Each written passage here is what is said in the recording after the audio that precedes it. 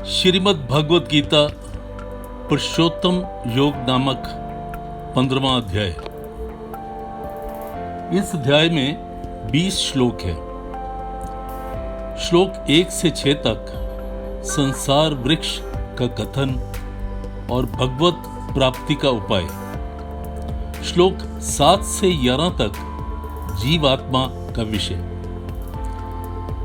श्लोक 12 से 15 तक प्रभाव सहित परमेश्वर के स्वरूप का कथन। श्लोक 16 से 20 तक क्षर अक्षर पुरुषोत्तम का विषय।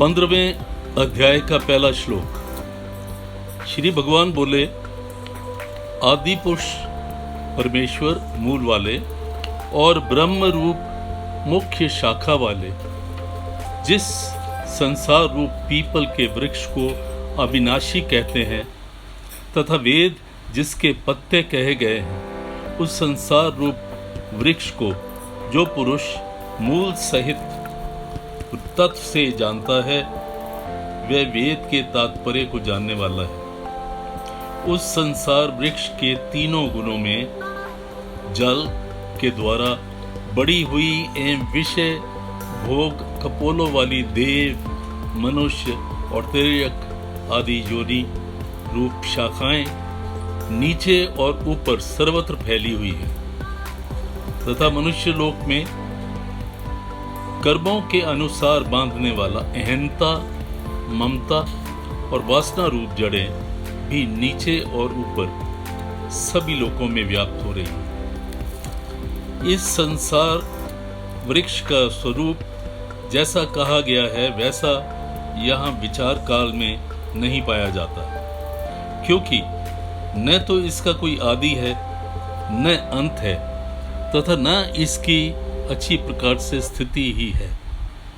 इसलिए इस अहंता ममता वासना रूप अति दृढ़ मूल वालों संसार रूप पीपल के वृक्ष को दृढ़ वैराग्य रूप शस्त्र द्वारा काटकर उसके पश्चात उस पे परम पद रूप परमेश्वर को भली भांति खोजना चाहिए, जिसमें गए हुए पुरुष फिर लौटकर संसार में नहीं आते और जिस परमेश्वर से इस पुरातन संसार वृक्ष की प्रवृत्ति विस्तार को प्राप्त हुई है, उसी आदि पुरुष नारायण के मैं शरण हूँ। इस प्रकार दृढ़ निश्चय करके उस परमेश्वर का बनन और निधि ध्यान करना चाहिए, जिसका मान और मोह नष्ट हो गया है, जिन्होंने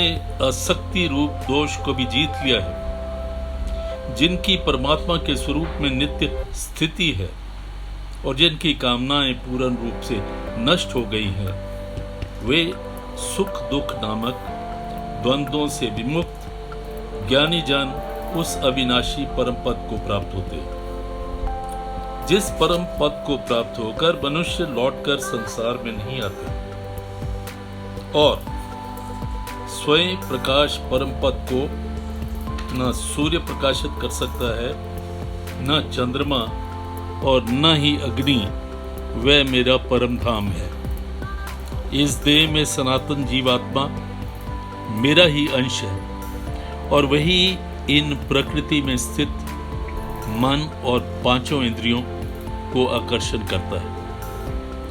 वायु गंध स्थान से गंध को जैसे ग्रहण कर ले जाता है, वैसे ही देह आदि का स्वामी जीवात्मा भी जिस शरीर का त्याग करता है, उससे इस मन सहित इंद्रियों को ग्रहण करके फिर जिस शरीर को प्राप्त होता है उसमें जाता है। यह जीवात्मा क्षोत्र चक्षु और त्वचा को तथा रसना घ्राण और मन को आश्रय करके अर्थात इन सब के सहारे ही विषयों का सेवन करता है।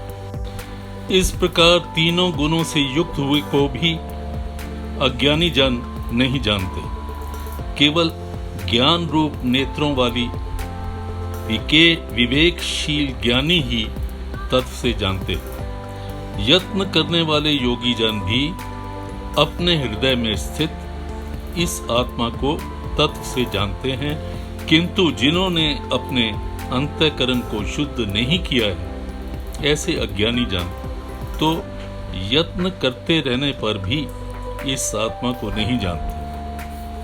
सूर्य में स्थित जो तेज संपूर्ण जगत को प्रकाशित करता है, तथा जो तेज चंद्रमा में है और जो अग्नि में है, उसको तुम मेरा ही तेज जान।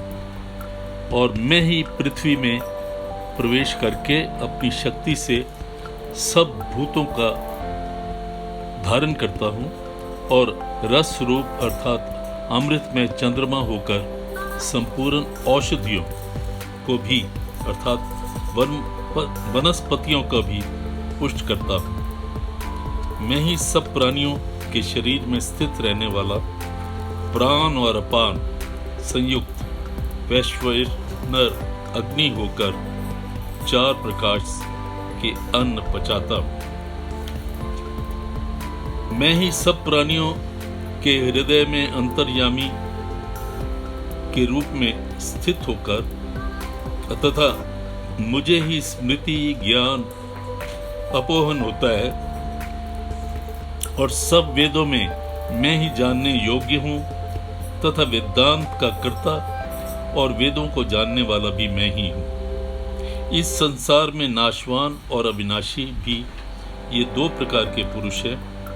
इनमें संपूर्ण भूत प्राणियों के शरीर तो नाशवान है, जीवात्मा अविनाशी कहा जाता है। इन दोनों से उत्तम पुरुष तो अन्य ही है, जो तीनों लोकों में प्रवेश करके सब का धारण पोषण करता है एवं अविनाशी परमेश्वर और परमात्मा इस प्रकार कहा गया, क्योंकि मैं नाशवान जड़ वर्ग क्षेत्र से तो सर्वदा अतीत हूँ और अविनाशी जीवात्मा में से भी उत्तम हूँ। इसलिए लोक में और वेद में भी पुरुषोत्तम नाम से प्रसिद्ध हूँ। भारत, जो ज्ञानी पुरुष मुझको इस प्रकार तत्व से पुरुषोत्तम मानता है और उसी को जानता है, वे सर्वज्ञ पुरुष सब प्रकार से निरंतर मुझ वासुदेव परमेश्वर को ही भजता है। ये निष्पाप अर्जुन, इस प्रकार यह अति रहस्य युक्त गोपनीय शास्त्र मेरे द्वारा कहा गया है। इसके तत्व को जानकर मनुष्य ज्ञानमान और कृतार्थ हो जाता है। ओम तत्सदिति।